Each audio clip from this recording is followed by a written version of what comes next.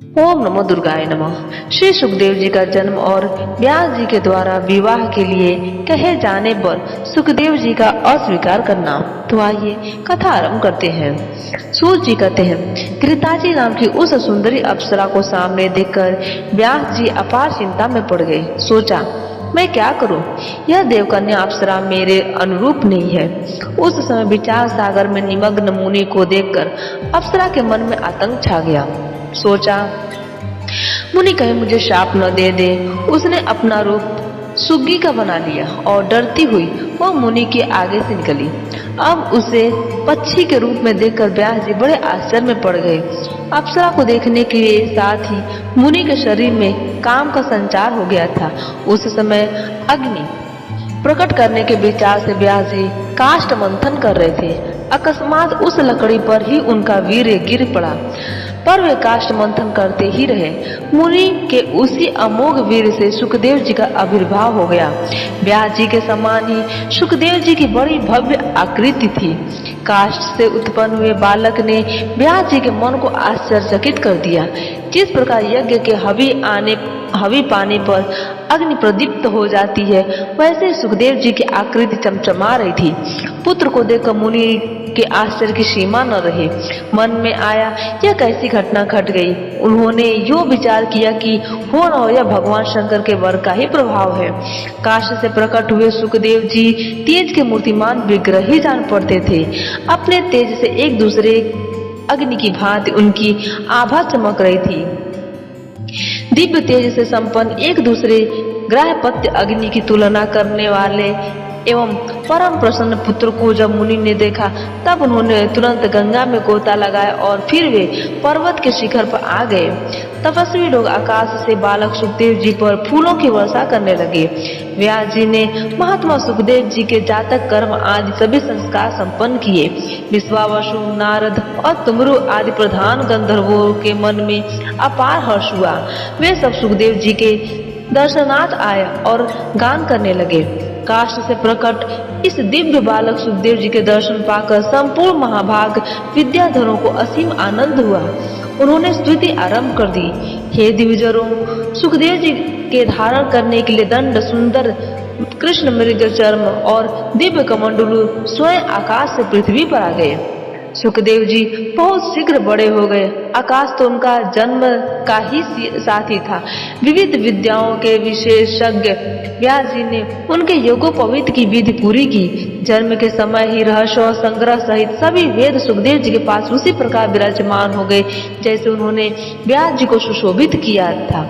मुनिवरों, पुत्र उत्पत्ति के समय व्यास जी ने घृताजी अप्सरा को सुग्गी के रूप में देखा था। ऐत में बालक का नाम सुखदेव रख दिया। सुखदेव जी ने बृहस्पति को विद्या गुरु बनाया। ब्रह्मचर्य के व्रत में कोई भी विधि अधूरी नहीं रही। गुरुकुल में रहकर रहस्यों संग्रहों सहित संपूर्ण वेदों एवं अखिल धर्म शास्त्रों का उन्होंने भली भांति अध्ययन कर लिया। गुरु को दक्षिणा दे दी, पर समावर्तन हो जाने पर वे पिता व्यास जी के पास आ गए। पास आए हुए पुत्र को देखकर व्यास जी प्रसन्नता पूर्वक उठे और सुखदेव जी को बारंबार उन्होंने हृदय से लगाया। वे उनका मस्तक सूंघने लगे। कुशल पूछने के पश्चात उत्तम विद्या अध्ययन के प्रसंग में बातचीत की। तुमने भली भांति विद्या पढ़ ली है, यो आश्वासन देकर व्यास जी ने सुखदेव जी को आश्रम पर रख लिया। तदंतर व्यास जी सुखदेव जी का विवाह करने की बात सोचने लगे। उन्होंने सुखदेव जी से भी कहा, अनघ, तुम बड़े बुद्धिमान हो बेटा। तुमने सभी वेद और धर्मशास्त्र पढ़ लिए। अब अपना विवाह कर लो। गृहस्थ बनकर देवताओं तथा और पितरों का यजन करो। पुत्र, विवाह करके मुझे पितृ ऋण से मुक्त करना तुम्हारा परम कर्तव्य है। सुखदेव, तुम बड़े बुद्धिमान हो। तुम्हें गृहस्थ आश्रम में रहने पर मुझे महान सुख होगा। बेटा, तुमसे मुझे बड़ी आशा है, उसे तुम्हें पूर्ण करना चाहिए। महाप्राज्ञ, अत्यंत कठिन तपस्या करने के पश्चात तुम अयोनिज मैंने मुख देखा है। सुखदेव, तुम दिव्य रूप हो। मैं तुम्हारा पिता हूँ, मेरी रक्षा करो। सूत जी कहते हैं, इस प्रकार कहने पर पूर्ण वैरागी सुखदेव जी ने अपने पिता व्यास जी से यो कहना आरंभ किया। सुखदेव जी ने कहा, हे पिताजी, भला बताइए तो मृत्यु लोक में ऐसा कौन सा सुख है जिसमें दुख न भरे हो। पंडित जन ऐसे ही सुख सुख ही नहीं कहते। हे महाभाग, विवाह कर लेने पर मैं स्त्री के वश में हो जाऊंगा, परानिधि हो जाने पर विशेषतः जब स्त्री मुझे अपने काबू में कर लेगी तब मेरे लिए कौन सा सुख रह जाएगा। संभव लोहे और काष्ठ के यत्न से जकड़ा हुआ मनुष्य कभी छूट भी जाए, किंतु स्त्री पुत्रमयी श्रृंखला से बंध जाने पर तो वह किसी प्रकार भी मुक्त नहीं हो सकता। हे दिविजर, विष्टा मूत्र से शरीर की रचना होती है, स्त्रियों को भी तो वही शरीर है। फिर सत्य विचार कर रखने वाले कौन ऐसा पुरुष है जिसमें ऐसी शरीर से प्रीति जोड़ने की इच्छा जागृत हो। हे विप्रेश, मैं अयोनिज हूँ, फिर योनि में फंसने वाली मेरी बुद्धि वो भी कैसे है। भविष्य में भी मुझे किसी योनि में जन्म लेना पड़े यह मैं नहीं चाहता। परमात्मा विषयक अद्भुत सुख का त्याग करके विष्टा मैं घृणित सुख भोगने की इच्छा मैं ही क्यों करूं। आत्मा में आनंद का अनुभव करने वाले पुरुष लौकिक सुख के लिए लालायित नहीं होते। मैंने सर्वप्रथम वेदों का अध्ययन करके उन पर विचार किया, किंतु शांति न मिली, क्योंकि कर्म योग में प्रवृत्त कराने के लिए वे वेद भी हिंसा ही समर्थक सिद्ध हुए। मैंने बृहस्पति को गुरु बनाया, परंतु उन पर भी गृहस्थ आश्रम समुद्र की लहरें निरंतर लहराती रहती है, तब वे कैसे मेरा उद्धार कर सकते हैं। जिस प्रकार किसी वैद्य को स्वयं रोग सता रहा हो और वह दूसरे की चिकित्सा करने लगे, ठीक वही हालत मेरे गुरुजी की है। वे स्वयं मुक्ति की बाट देखते रहते हैं। अहो, यह गृहस्थ जीवन कितना अंधकारमय है। गुरुदेव के चरणों में मस्तक झुकाकर मैं आपकी शरण में आया हूँ। काल रूपी विषैले ब्याल से मेरा कलेजा कांप रहा है। आप तत्व का ज्ञान देकर मेरी रक्षा कीजिए। इस अंधकार पूर्ण संसार में मैं नक्षत्र मंडल के समान निरंतर चक्कर काटता रहा। मैंने जैसे भुवन भास को दिन रात कहीं भी नहीं ठहरते, वैसे ही मेरे विश्राम का कोई स्थान नहीं था। पिताजी, स्वयं वस्तु स्थित पर विचार किया जाए तो संसार में कौन सा सुख है। अज्ञानी जन भले ही सुख माने, वे तो वैसे ही जैसे विष्टा के कीड़े विष्टा में ही सुख मानते हैं। जो वेद शास्त्रों का अध्ययन करके भी संसार में रचे पचे रहते हैं, उनसे बढ़कर दूसरा कोई मूर्ख है ही नहीं। कुत्ते गधे घोड़े के समान उनका जन्म व्यर्थ है। जिसे दुर्लभ मानव जीवन मिल गया और वेद शास्त्र के अध्ययन की सुविधा प्राप्त हो गई, तब भी यदि वह मानव संसार में बंधा ही रहा तो दूसरा कौन मुक्त हो सकेगा। स्त्री त्रिगुणमयी माया है। जगत में विद्वान विवेकियों शास्त्र का परागामी कहने वाले अधिकारी वही है जिसके पैर इस नारीमय श्रृंखला से मुक्त रहे। बंधन को श्रृंखलित करने वाले अध्ययन व्यर्थ है, उसे पढ़ने से क्या लाभ। अतः अब मुझे वही पढ़ना चाहिए जो मुझे इस भाव पाप से मुक्त कर सके। पुरुष को सदा फंसाए रहने के कारण ही तो गृह को ग्रह कहते हैं। पिताजी, बंधन की सामग्री से ओतप्रोत गृह में सुख कहाँ। गृहस्थ जीवन से मेरा मन भयभीत हो रहा है। जिसकी बुद्धि मारी गई वह तथा जो भाग्य से वंचित है, वे ही अविवेकी जन्म मानव जन्म पाकर भी फिर से इस बंधन में पड़ते हैं। व्यास जी ने कहा, पुत्र, गृह न तो बंधनगार है और न बंधन में कारण ही। जिसका मन गृहस्थ आश्रम में आसक्त नहीं हुआ, वह गृहस्थ होते हुए भी मुक्त हो जाता है। न्याय पूर्वक आए हुए पैसों से वेद की आज्ञा के अनुसार सत्कार में लगा रहे, श्राद्ध करे, सत्य बोले और पवित्रता रखे, तो घर में रहता हुआ भी वह मुक्त है।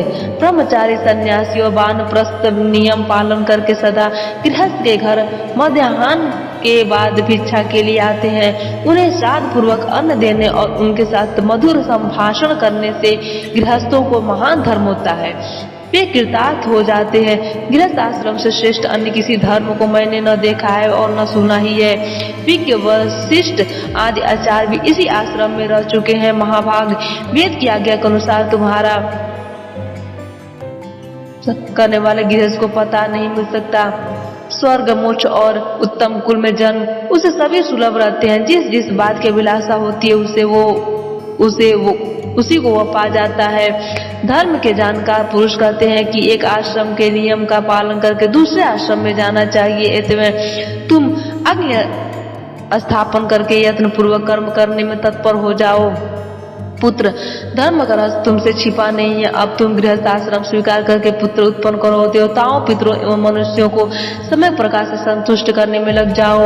इसके पश्चात गृह का परित्याग करके वन में जाकर वहां का उत्तम व्रत पालन करना, वानप्रस्थ रहकर फिर उससे भी श्रेष्ठ संन्यास आश्रम में चले जाना। बेटा, तुम मेरी हित भरी बात मान जाओ।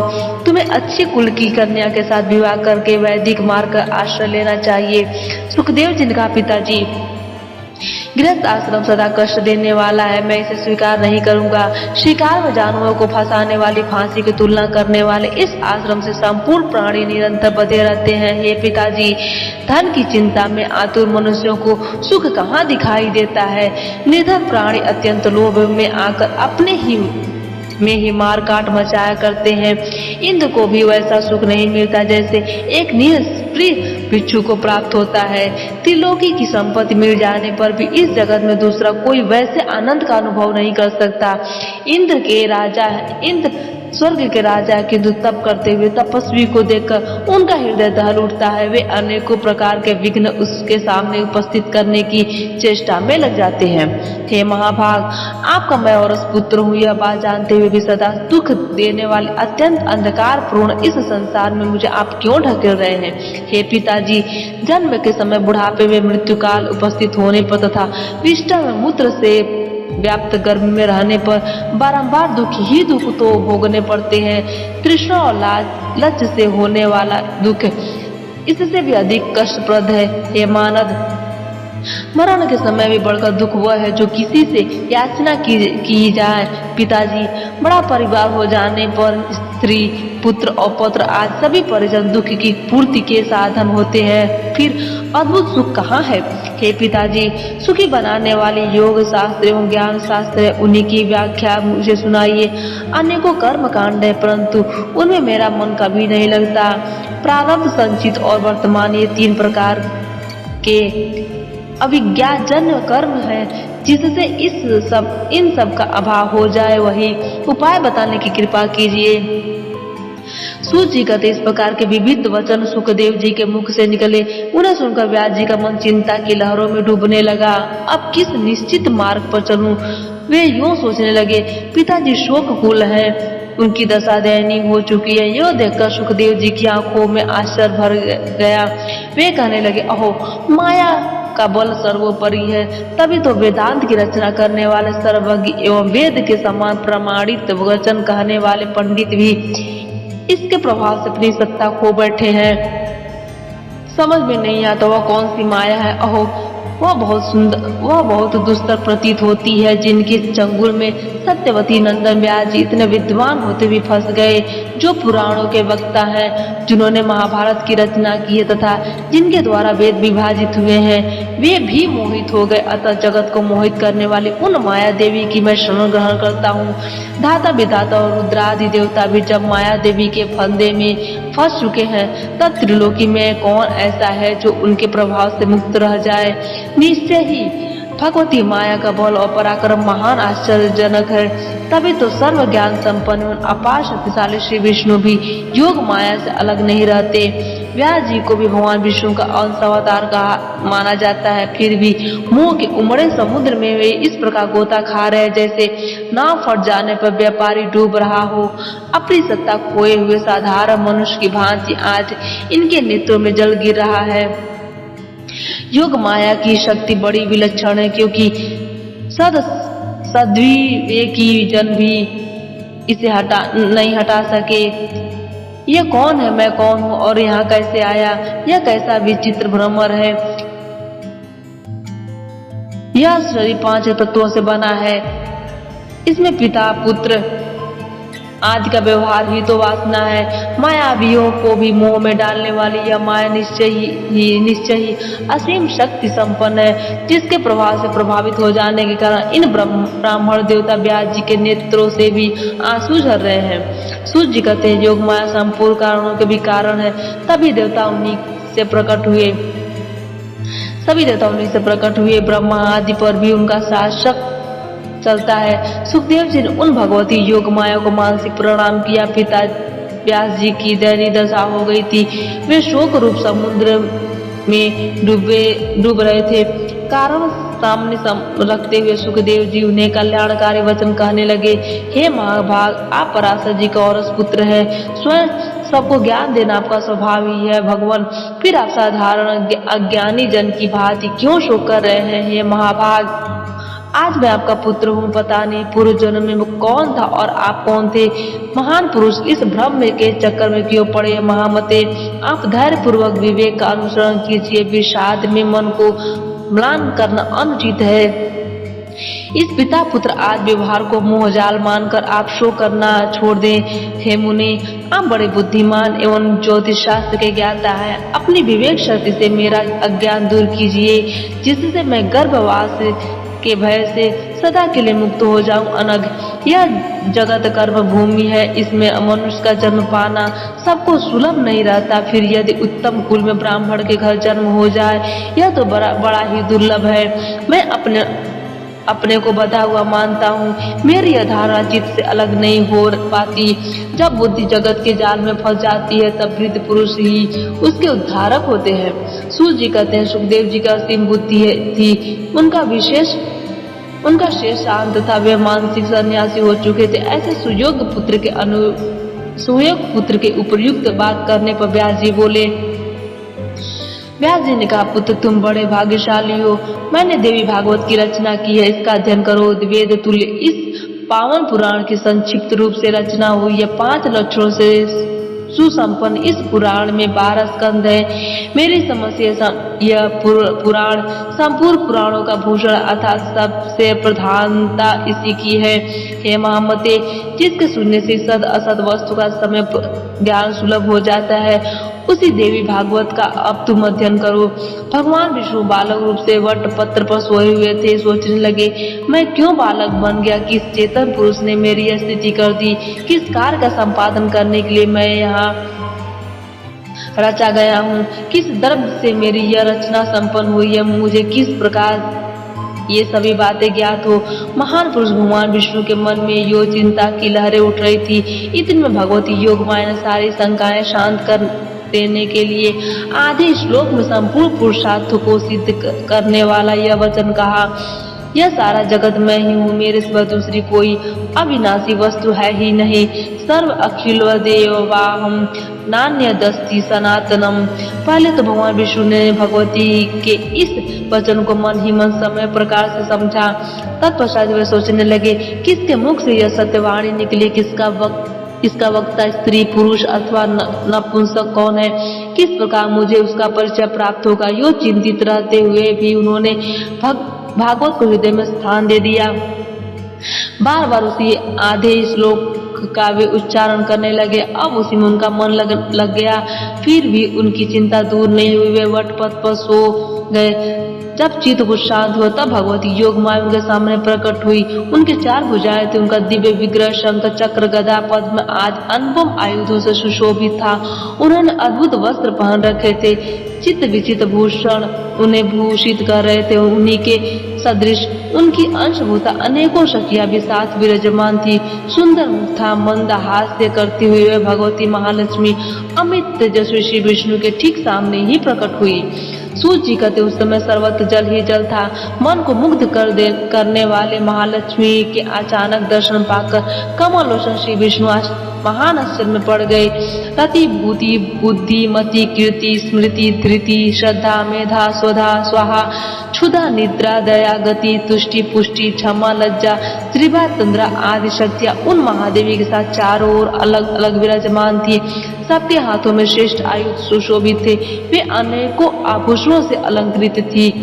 परिजात पुष्प की माला एवं मोती के हार उनकी छवि बढ़ा रहे थे। उस जलावरण में भगवती महालक्ष्मी तथा उनकी सहचरी शक्तियों को देखकर भगवान विष्णु का हृदय आश्चर्य से भर गया।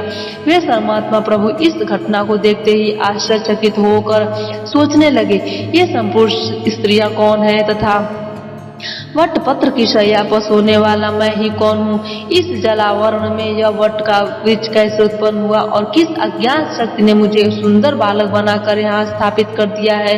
यह स्त्री कौन है? किस अनिवर्षणीय शक्ति ने क्यों मेरे आगे यह अद्भुत दृश्य उपस्थित कर दिया है? अब मुझे क्या करना चाहिए? मैं कहाँ जाऊं या कहीं न जाकर सावधानी के साथ बाल अवस्थावश चुपचाप यही लेटा रहूं? भक्तजनों, आज की कथा यहीं पर समाप्त होती है।